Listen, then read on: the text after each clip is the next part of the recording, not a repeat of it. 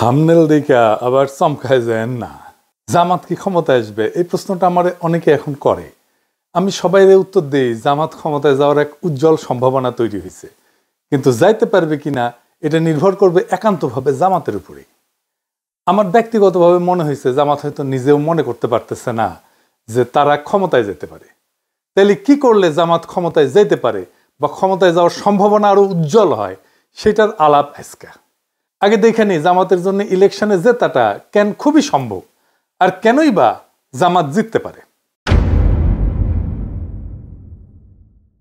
প্রথম কারণ হইতেছে যে দেশের মানুষ নতুন রাজনৈতিক শক্তিকে ক্ষমতায় দেখতে চায়। বিএনপির বিগত সময়ের শাসনের স্মৃতি এখনো দগদগে ক্ষতর মতো এক প্রজন্মের মনে জায়গা আছে। আইন শৃঙ্খলার অবনতি, ৬৪ জেলায় বোমা হামলা, বাংলা ভাইয়ের উত্থান, পরপর 5 বার দুর্নীতিতে চ্যাম্পিয়ন, আর 2001 সালে নির্বাচনের পরে তো হিন্দু সম্প্রদায়ের উপরে যে বিভৎস নির্যাতন চালাইছিল বিএনপি, ওইটার কথা আর নাই বলি। আজকে অনেক কিছুই বলি না, জাস্ট মায়া কইরা, কিন্তু মায়া করার সময় শেষ, বলতে হবে এখন সবই। এইসব তো একটা প্রজন্মের মনে জল জ্বলে। এছাড়াও বিএনপির রাষ্ট্র চালানোর অদক্ষতা ছিল প্রকাশ্য। ক্ষমতার একাধিক কেন্দ্র তৈরি হয়েছিল, তাইওয়ানে অফিস খুলতে দিছে বাণিজ্য মন্ত্রী, আর কেউ জানে না। বিএনপির আমলে এমপিদের দৌড়ানি দিল পাবলিকে। দুনিয়াতে পানি আর বিদ্যুৎ নিয়ে আন্দোলন হয়েছিল, একটা বিশাল বড় আন্দোলন। ওইটি আন্দোলন ঠেকাইতে গেছে সালাউদ্দিন এমপি, বিএনপির ওই এলাকায়। পাবলিকের দিছে দৌড়ানি, সে দৌড়ে যান বাঁচেছে। ওর নাম হয়েছিল দৌড় সালাউদ্দিন। এই সালাউদ্দিনের হিস্ট্রি জানেন? হ্যাঁ, জানেন না? ওই বিএনপির জামাই কোটার যে বুদ্ধিজীবী নিজের এলিট মনে করে, আর লিখেছে আমি নাকি বাঙ্গু এলিটদের ভ্যালিডেশন চাই। তো বিএনপির এলিট সালাউদ্দিন, দৌড় সালাউদ্দিন, এই এলিটও তো তার এমপি, তাই না? তো যেহেতু তার একটা আমলনামা দেখে আসেন, দৌড় সালাউদ্দিনের আমলনামা। এই দৌড় সালাউদ্দিন এইচএসসি পাশ কইরা একটা জীবন বীমা কোম্পানির চাকরি করত। বীমা কোম্পানি একটা মাঠকর্মী ছিল, মানে ওই যে মানুষের দুয়ারে দুয়ারে যে তার ইন্স্যুরেন্স করাইতো, তারপর একটা কমিশন পাইতো। মুজিবও কিন্তু একই জিনিস ছিল আর কি। তো পরে চাকরি করা অবস্থায় একটা ট্রাক কিনে একটা রাশন ট্রাক না করলে, ওই যে ক্ষুদ্র ভাতরা আবার রাশন ট্রাক দেখতে পাচ্ছে, রাশন ট্রাক না, এগুলা ঝরঝরা ট্রাক আর কি। এই ট্রাক দিয়ে ওর শ্যালক লুৎফর রহমানের একটা ইট ভাটা ছিল, ওই ইট ভাটায় মালামাল দিত আর কি। আর লুৎফর রহমান কে ছিল জানেন? শ্যামপুর ইউনিয়নের চেয়ারম্যান ছিল, আওয়ামী লীগের সভাপতি ছিল। তারপরে তো সে ড্যামরা, সায়দাবাদ, যাত্রাবাড়ি বাস টার্মিনাল এটার মাথা হয়ে দাঁড়ায়। একটা ট্রাকের মালিক আস্তে আস্তে আরো ট্রাক করতে করতে অঢেল সম্পত্তির মালিক হয়। আর ট্রাক ব্যবসার আড়ালে চলতে থাকে বাস টার্মিনালে চাঁদাবাজি। এর মধ্যে তার সাথে শ্রমিক দলের সখ্যতা গড়ে ওঠে। ধীরে ধীরে মূলধারার রাজনীতির সাথে তাকে সম্পৃক্ত করতে থাকে, আর 1991 বিএনপির টিকিট পেয়ে যায়। এই হইতেছে দৌড় সালাউদ্দিনের উত্থান কাহিনী, আমাদের জামাইকোটার বুদ্ধিজীবীর এলিট। জুরাইনের মাজার রোডের একটা সিএনজি ফিলিং স্টেশন আছে তার, ওই মাজার শরীফের জমি দখল কইরা ওই ফিলিং স্টেশন করেছে দৌড় সালাউদ্দিন। একটা পত্রিকাও কিনেছিল দেশ জনতা নামে। তো শ্যালক যেহেতু আওয়ামী লীগে, তার তেমন কোনো অসুবিধা হয়নি, একবার বোধহয় জেলে নিয়ে গেছিল। তো বিএনপির জামাইকোটার বুদ্ধিজীবীর কাছে তো এইচএসসি পাস চান্দাবাজ দৌড় সালাউদ্দিন হইতেছে এলিট, আর এইসব এলিটদের ইন্টেলেকচুয়াল ল্যাটেল হইতেছে এই জামাইকোটার বুদ্ধিজীবী। লজ্জা লাগে না? হ্যাঁ, যাই হোক, বিএনপির মেলা স্বীকৃতি আছে, আস্তে আস্তে আসবে আর কি। এই বিএনপি কি কম লুটপাট করেছে তার শাসন আমলে? তো এখন এই যে ইকোনমির অবস্থা দেখিচ্ছেন, দেশের এটা বিন্দু মাত্র লুটপাট সহ্য করার ক্ষমতা নাই। দেশটা ধ্বংস হয়ে যাবে, রাষ্ট্র নাই হয়ে যাবে লুটপাট হইলে। প্রফেসর ইউনূস লুটপাট বন্ধ করেছে, লুটপাট হয় না, রিজার্ভ কিন্তু বাড়িচ্ছে, কিন্তু ইকোনমি রিকভার করে নাই। এর উপরে যদি লুটপাট শুরু হয়, তাহলে দেশ নিজেই জয় বাংলা হয়ে যাবে।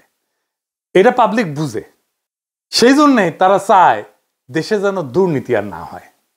এই যে র্যাব কারা বানাইছিল জানেন? বিএনপি বানাইছিল কেন জানেন? নিজের দলের গুন্ডাদের নিয়ন্ত্রণ করতে পারতেছিল না, র্যাব কইরা মারিছিল এই গুন্ডাদের। নারায়ণগঞ্জে ডেভিড বইলে এক বিএনপির নেতা ছিল, মমিনুল্লাহ ডেভিড।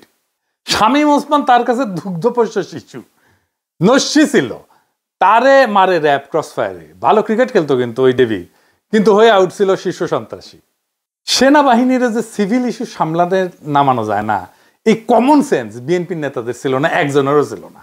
সেনাবাহিনীর মধ্যে মানবাধিকার লঙ্ঘন করে ফিরে যাওয়া সেনা কর্মকর্তার সৈনিকেরা যে মারাত্মক সমস্যা সৃষ্টি করেছে, এটার ক্ষত কতদিনে যে যায় আল্লাহ জানে। এটা সৃষ্টি করছে বিএনপি। এদের রাষ্ট্র চিন্তা কত দুর্বল, এরা রাজনীতি বোঝে না, রাষ্ট্র তো দূরের কথা।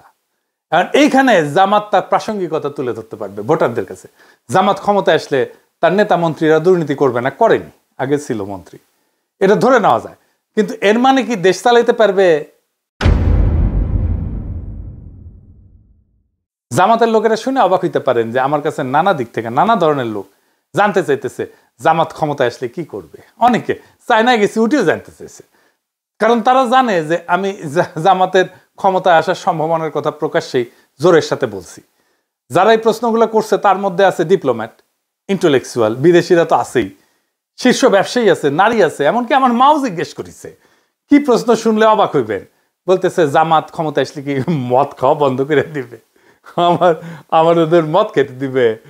এই প্রসঙ্গে ফরদ মজার ভাইয়ের একটা কৌতুক মনে আসলো আর কি, সত্য কৌতুক আর কি। উনি এক বিখ্যাত সম্পাদকের কথা কইতেন, বলতেন উনি নাকি ইসলামপন্থীরা ক্ষমতায় আসলে মদ খেতে পারবেন না, এই জন্য সেকুলারিজম প্রমোট করে। যাই হোক, আমি কই যে উনারা নির্বাচনী ম্যানিফেস্টো দিক, তারপরে দেখেন কয় না না দিতে হবে না। মৌলানা মতিউর রহমান নিজামী মদ নিয়ে জাতীয় সংসদে একটা মতামত দিছিল, আমার আবার ইনবক্সে পেঠে দিছে এই ভিডিওটা, শুনেন। এটা খুব মূল্যবান আলোচনা করেছেন উনি, শুনেন। মদ আল্লাহ তাআলা হারাম করেছেন, এটা কিয়ামত পর্যন্ত হারাম থাকবে। সারা দুনিয়ার সকল মানুষও যদি জায়েজ বলে, হালাল বলে, তবুও এটা হারাম থাকবে। আল্লাহ, রসুল এবং আখিরাতের প্রতি, কোরআনের প্রতি যারা ঈমান পোষণ করে তাদের কাছে মদের দাম কমানো বাড়ানো অথবা শুল্কের হ্রাস বৃদ্ধি তাদের কাছে কোনো ব্যাপারই নয়। মাংনাও যদি দেওয়া হয়, মদের ফ্যাক্টরির মধ্যে যদি বদ্ধ দরজা জানালার মধ্যে তাদের রাখা হয়, তবুও তারা আল্লাহর ভয়ে মদ স্পর্শ করবেন না। মানে স্পিকার, আমি তাদের উদ্দেশ্যে বলতে চাই, তারা যদি সত্যি এটা নিয়ে রাজনীতি না করতে চান, আন্তরিকভাবে মদ বন্ধ হোক এটা চান, তাহলে মদ বন্ধ তো ইসলামী অনুশাসন পুরোপুরি চালু ছাড়া হতে পারে না। ইসলামী রাষ্ট্র ব্যবস্থা, সমাজ ব্যবস্থা, শিক্ষা ব্যবস্থা চালু হওয়া ছাড়া হতে পারে না। অনুশাসন কায়েমের আন্দোলনকে বলেন মৌলবাদ, বলেন সাম্প্রদায়িকতা, বলেন ধর্মান্ধতা। যতদিন তারা ইসলামী রাষ্ট্র ব্যবস্থা, সমাজ ব্যবস্থার আন্দোলনকে মৌলবাদ, সাম্প্রদায়িকতা, ধর্মান্ধতা বলা বন্ধ না করছেন, ততদিন মদের ব্যাপারে তাদের কোনো প্রশ্ন তোলার অধিকার নাই। মানে স্পিকার, এই ব্যাপারে আর একটা পিকচার আমি আপনার সামনে আনতে চাই। 1400 বছর আগে জনাবে মুহাম্মদুর রাসূলুল্লাহ সাল্লাল্লাহু আলাইহি ওয়াসাল্লাম যখন ইসলামের দাওয়াত দিচ্ছিলেন, সেই যুগটাকে বলা হয় আইয়ামে জাহিলিয়া।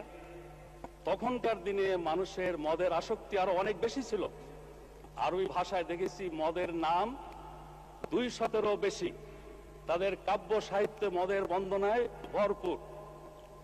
সেখানে বাড়িতে বাড়িতে মদের মটকি ছিল। আমেরিকার মতো এরকম প্রচার মিডিয়া ছিল না মোটিভেশনের জন্য, কিন্তু ইমানি শক্তি, আল্লাহ, রসুল, আখিরাতের প্রতি বিশ্বাস এমন একটা শক্তি, এই শক্তির বলে সেদিন পর্যায়ক্রমে মানুষকে তৈরি করে নিয়ে যে মদ নিষিদ্ধ করা হয়েছিল। আজকেও মুসলিম বিশ্বের সংখ্যাগরিষ্ঠ মানুষ আইনের কারণে নয়, আল্লাহর ভয়ে মদ থেকে দূরে থাকে। তো আমি এটা শুনে কই যে আমিও তো মদ খেতে নিষেধ করি, মানে ডাক্তারেরা আর কি। তো ওনারা কয় না না, ডাক্তাররা নিষেধ করলে সেটা অন্য কথা, কিন্তু মদ খেতে দিতে হবে। আমি কই না, খেতে দিলে সমস্যা কি? ওনারা বলেন যারা মদ খায় তারা তো এলিট, তারা ইকোনমি মেনটেন করে। তা আমি কইলাম না না না, এই যে বিএনপির জামাই কোটা বুদ্ধিজীবী, সে তো এলিট, সে তো মদ খায় না। তো এই প্রসঙ্গে একটা ইন্টারেস্টিং কৌতুকের কথা মনে আসলো, বিএনপি প্রসঙ্গে আর কি, মদ খাওয়া প্রসঙ্গে। জাদু মিয়া ছিলেন না, মশিউর রহমান জাদু মিয়া, ন্যাপ করতেন। তো বিএনপি তো ন্যাপ, মুসলিম লীগ আর সুটকা চাটকা আওয়ামী লীগ মিলে তো বিএনপি তৈরি। তো উনি মশিউর রহমান জাদু মিয়া পরে বিএনপি প্রতিষ্ঠাতাদের একজন ছিলেন আর কি। কথিত আছে যে মশিউর রহমান জাদু মিয়া এই অগ্নিজল পান করার অভ্যাস ছিল আর কি। তো ভাসানী বক্তৃতা দিচ্ছেন, পাশে জাদু মিয়া বসে আছে। তো কইতেছেন ভাসানী অগ্নিঝরা কণ্ঠে কইতেছে, চালের দাম বাড়িছে, ডালের দাম বাড়িছে, তেলের দাম বাড়িছে, মদের দাম বাড়ছে কিনা কইতে পারবো না, জাদু মিয়া কইতে পারবে। তো এই মদ খাইতে পারবো কিনা এটা একটা বিরাট জিজ্ঞাসা। যারা মদ খায় না তারা আরো বেশি জিজ্ঞায়। নারীরা বলে যে তারা তাদের পছন্দ মতো পোশাক পরতে পারবে কিনা। একজন তো কইল যে বিকিনি পরতে পারবে কিনা। আমি কইলাম বাংলাদেশের মেয়েরা কি সি বিচে বিকিনি পরে? হ্যাঁ, তো কয়ে না পরে না, কিন্তু পড়তে পারবে কিনা। মানে আগে থেকে কয়ে নিচ্ছে, কয়ে দিতে হবে পড়তে পারবে কিনা। যদিও বাংলাদেশের বেশিরভাগ তরুণ শিক্ষিত মেয়েরা হিজাব পরে, আমরা সেটাই দেখতে পাই। তারপরেও এই আতঙ্ক ছড়ানো হয়েছে বা হইতেছে। 1922 সালে কতটুকু পা খোলা রাখতে পারবে মেয়েরা সেটা নিয়ে পুলিশ ধরতে আমেরিকাত সি বিচে যায়। আর আমাদের এখনই দেওয়াই লাগবে বিকিনি পরার জন্য, পারমিশন দেওয়াই লাগবে। হ্যাঁ, আমার তো আপত্তি নাই, হ্যাঁ আমি তো দিবেরই চাই। আমাকে দেন রাষ্ট্রপতি পদে দাঁড়াই, আমাকে মার্কা মনে আছে তো, বুলডোজার সিল মারো রে সিল মারো, বুলডোজারের সিল মারো, মাইরা দেন, আমি বিকিনি পরার ডিক্রি জারি করে দেবো প্রথম দিনই। যাই হোক, দুর্নীতি বন্ধ করবে জামাত, সাথে সাথে এক মহা সমস্যা শুরু হবে। কি সেই সমস্যা? মহারাজ, বিশাল সমস্যা। এই যে রাষ্ট্রযন্ত্র, তার প্রত্যেকটা নাট বল্টু দুর্নীতিগ্রস্ত, চেয়ার টেবিল পর্যন্ত ঘুষ খায়। যেই আমলাতন্ত্রের উপরে সে বৈশা রাষ্ট্র চালাবে সেটাই তো করাপ্ট, আগা পাঁচতলা করাপ্ট। ব্যাংক থেকে লোন নিতে গেলে ব্যবসা প্রতিষ্ঠানগুলোকে ঘুষ দিতে হয়, ব্যাংকের এমডি কে, বোর্ড মেম্বারদেরকে। যে লোন নিবে সে তো কাস্টমার, তারাই তো তেলাবে ব্যাংক। তা না, উল্টা যে সেল করিচ্ছে সেই তেলা, সে তারাই কাস্টমার তেলাইতেছে। এটা কেমনে ম্যানেজ করবে জামাত? এটার একটা সিস্টেম লাগবে। এই সিস্টেম ওদের মাথায় আছে কিনা কে জানে। জামাতের মন্ত্রিসভা কেমন হবে? নারী মন্ত্রী থাকবে কিনা, কয়জন থাকবে? জামাতের সুরাতেও তো নারী সদস্য নয়। জামাতের কিন্তু একটা আলাদা নারী সংগঠন আছে যার নাম হচ্ছে বাংলাদেশ মহিলা জামাত ইসলাম। তো এটা 1970-এর দিকে এটা গঠিত হয়েছে। তো মহিলা জামাত দলীয়ভাবে আলাদা সংগঠন, কিন্তু কেন্দ্রীয়ভাবে জামাতের নেতৃত্বাধীন। তার মানে তাদের নিজস্ব আমিরা বা সভাপতি থাকেন, কিন্তু দলীয় নীতিগত সিদ্ধান্তের চূড়ান্ত কর্তৃত্ব পুরুষ নেতৃত্বের হাতে। তার মানে সিদ্ধান্ত গ্রহণের নারীদের সরাসরি অংশগ্রহণ নাই জামাতের। এটার একটা ফয়সালা দিতে হবে জামাতকে। কেমনে? এটা পরে আমি কিঞ্চিত একটা হিন্টস দেব। এরপরের ইস্যুটা জামাতের ঐতিহাসিক রাজনৈতিক ভুল নিয়ে। আমি আগেও বলছি, এখনো বলি, জামাতের রাজনৈতিক ভুলগুলা কেন হয়েছে তার কোনো গ্রহণযোগ্য ব্যাখ্যা দাঁড় করাতে পারে না জামাত। সেই পাকিস্তান সৃষ্টির আন্দোলনে জিন্নার বিরোধিতা, জমিদারি উচ্ছেদের বিরোধিতা করা, 1971-এ স্বাধীন বাংলাদেশের অভ্যুদয়ের বিরোধিতা করা, এটা কোনো গ্রহণযোগ্য ব্যাখ্যা দাঁড় করাতে পারে নাই জামাত। হাসিনার মতো বললে হবে না যে অতীতের ভুল ত্রুটি ক্ষমা সুন্দর দৃষ্টিতে দেখিয়া আওয়ামী লীগকে একবার দেশ সেবার সুযোগ দিন, এটা কইলে হবে না। ফিলোসফিক্যালি আর একটা সমস্যা আছে জামাতে। সেটা কি? ফিলোসফিক্যালি জামাতের রাজনৈতিক দর্শন দাঁড়ায় আছে মৌলানা মওদুদির উপরে। মৌলানা মওদুদি একজন দুর্দান্ত মেধাবী পলিটিক্যাল থিঙ্কার এবং ফিলোসফার, কিন্তু উনি তো সমাজতন্ত্রের পতন দেখে যাননি, উনি তো ওয়ার অন টেরর দেখেন নাই, উনি তো সারা দুনিয়া জুড়ে ইসলাম বিদ্বেষ দেখেন নাই, উনি তো ইসলাম কোপানো দেখেন নাই, উনি ডেমোক্রেসির সংকট দেখেন নাই, সোশ্যাল মিডিয়ার পাওয়ার দেখেন নাই, আর্টিফিশিয়াল ইন্টেলিজেন্স দেখেন নাই। তাই ওনার চিন্তার একটা রিভিউ দরকার আছে, নতুন দিনের মতো করে সাজানোর দরকার আছে। সেটা কি করছে জামাত? করে নাই। আমরা কেউ কেউ বলছেন জামাতের মন্ত্রিসভা কেমন হবে, কারণ জামাতের ফেস হইয়া সাধারণ মানুষের আর দুনিয়ার সাথে ডিল করবে।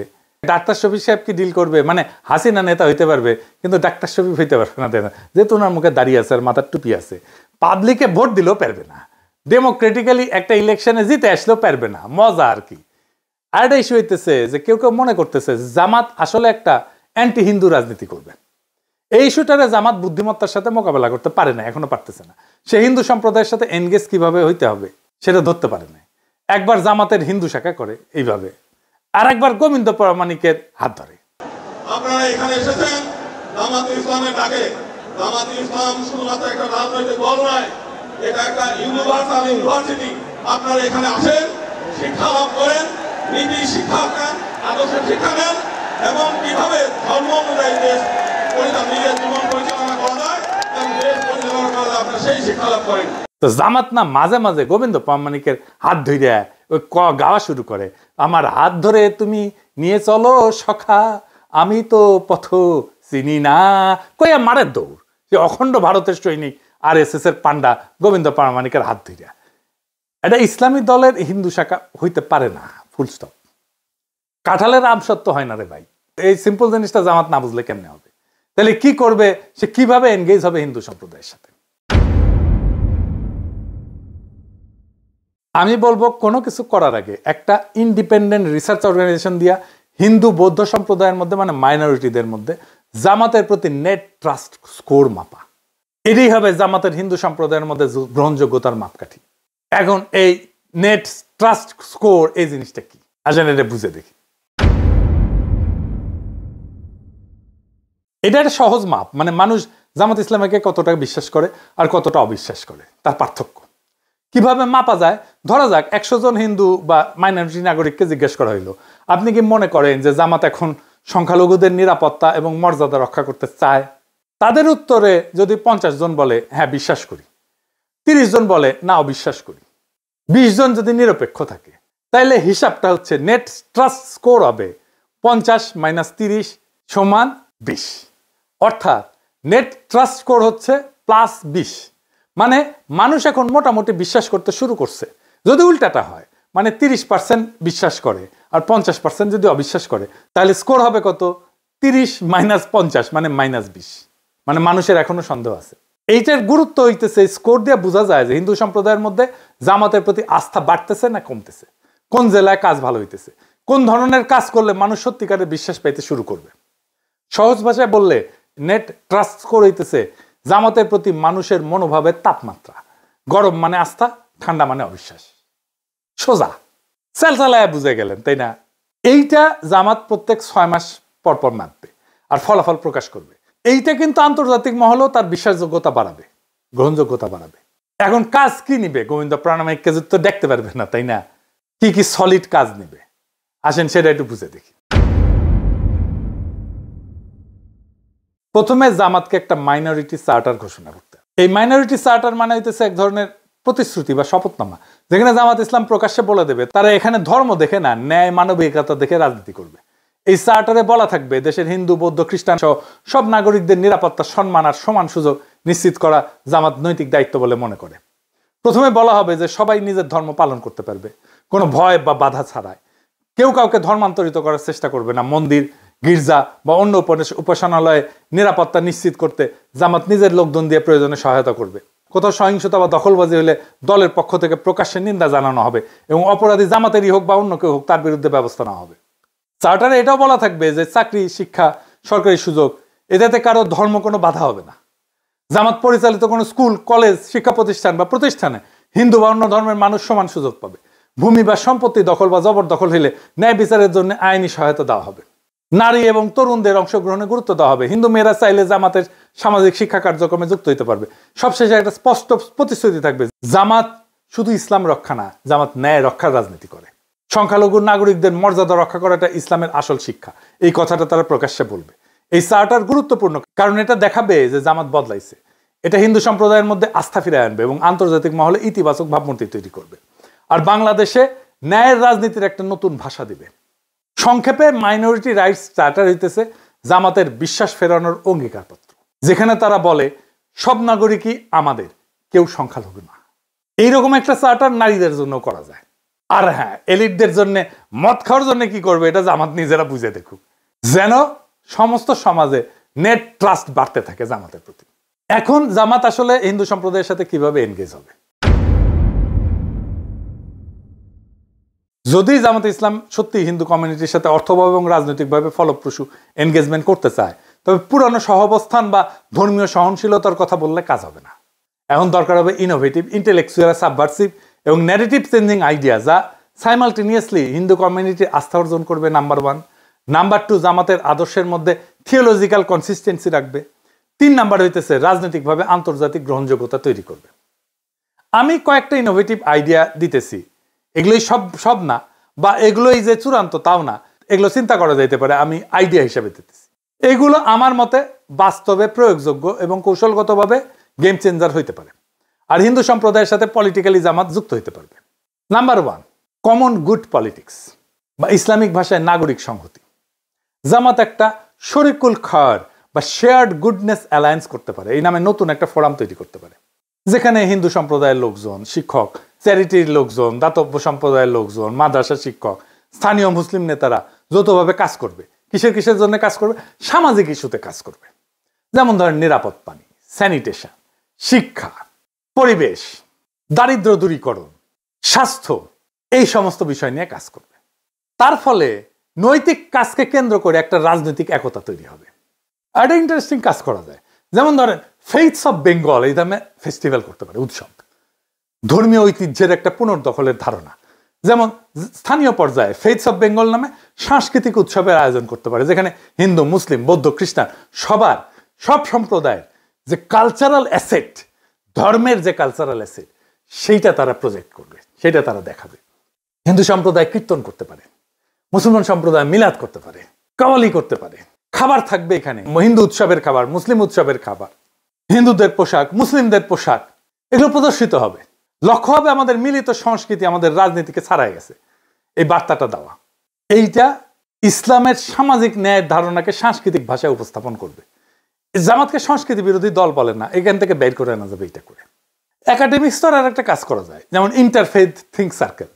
এইটা একাডেমিক স্তরে ন্যারেটিভ শিফটের কাজ করবে। কিন্তু যেমন জামাত একটা নীতিগত থিঙ্ক ট্যাঙ্ক তৈরি করতে পারে, বাংলাদেশ ইন্টারফেথ এথিক্স ফোরাম, যেখানে মুসলিম, ইসলামবিদ, হিন্দু পণ্ডিত এবং সমাজবিজ্ঞানীরা, তরুণ সমাজবিজ্ঞানীরা একসাথে কাজ করবে।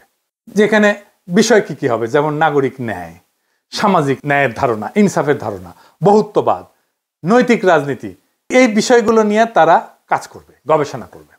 এইটা জামাতের একটা ইন্টেলেকচুয়াল ডিপ্লোমেসি হিসেবে কাজ করবে। বিশ্ববিদ্যালয়, মাদ্রাসা এবং আশ্রমের মধ্যে আলোচনা চালাবে। এর ফলে জামাতের বিরুদ্ধে থাকা ধর্মান্ধতা, অসহিষ্ণুতার এই যে বুদ্ধিবৃত্তিক চিত্র, এটা একেবারে ভেঙে যাবে। আরেকটা অ্যাডিশনাল কৌশল করতে পারে, যেমন ধরেন ডিজিটাল ব্রিজ ফর মাইনরিটিস। যেমন জামাত একটা নিজস্ব ডিজিটাল প্ল্যাটফর্ম তৈরি করতে পারে, যেখানে সংখ্যালঘু নাগরিকরা তার অভিযোগ, ভয়, প্রস্তাব, শঙ্কা এগুলো জমা দিতে পারবে গোপনীয়ভাবে। প্রত্যেক 6 মাসে জামাতের নেতৃত্ব এটা প্রকাশ করবে মাইনরিটি রাইটস প্রোগ্রেস রিপোর্ট, এখান থেকে তথ্য নিয়ে। এইটা হবে বাংলাদেশের প্রথম ইসলামপন্থী দলীয় অ্যাকাউন্টেবিলিটি মেকানিজম টুয়ার্ডস মাইনরিটি। ক্ষমতা শুধু ভোটে আসে না, ক্ষমতা আসে বিশ্বাস থেকে, আস্থা থেকে, মানুষের হৃদয়ে জায়গা করে নেওয়া থেকে। জামাত যদি মানুষের এই আস্থার জায়গাটা বুঝে, নিজেদের ভেতরে গোড়ামি, সংকীর্ণতার, আত্মরক্ষার দেওয়াল ভেঙে ফেলতে পারে, তাহলে বাংলাদেশের মানুষ একদিন বলবে এই দল বদলাইছে, এই দল দেশের জন্য কাজ করতে চায়। আজকের রাজনীতিতে সবচেয়ে বড় অভাব হচ্ছে বিশ্বাসযোগ্যতা। যেই দল এই বিশ্বাস ফিরে আনতে পারবে, যে দল মানুষকে ভয় না দেখায়, তাদের ভবিষ্যতের স্বপ্ন দেখাইতে পারবে, তারাই ক্ষমতায় যাবে, তারাই রাষ্ট্র করবে। জামাতের সামনে সেই সুযোগ এখন সত্যিই তৈরি হয়েছে। কিন্তু দরজা খোলা মানে ভেতরে ঢোকা না। কিন্তু এই দরজায় ঢুকতে হইলে নিজেদের পুনর্গঠন করতে হবে, মানে নীতিতে, সংগঠনে, আচরণে। বাংলাদেশ এখন এমন এক মোড়ে দাঁড়ায় যেখানে ধর্মীয় রাজনীতির নাম শুনলেই অনেকে ভয় পায়। যদি জামাত সেই ভয়কে ভাঙতে পারে, যদি তারা দেখাতে পারে ধর্ম মানে বিভাজন না, ধর্ম মানে ন্যায়, ধর্ম মানে ইনসাফ, ধর্ম মানে ঐক্য, বহুত্বের মধ্যে ঐক্য, তাহলে একদিন তারা শুধু নির্বাচনে না, মানুষের হৃদয়ে জয়ী হবে। এখন সময় জামাতের জন্য ইতিহাসের সামনে দাঁড়ানোর, অন্যদের বদনাম দিয়ে না, নিজেদের পরিবর্তনের শক্তি দিয়ে প্রমাণ করার। বাংলাদেশে এখন ন্যায়ের রাজনীতি এখনো সম্ভব, ইনসাফের রাজনীতি এখনো সম্ভব। আর সেই রাজনীতি ইসলামের আলো থেকেই জন্ম নিতে পারে। ইনকিলাব জিন্দাবাদ।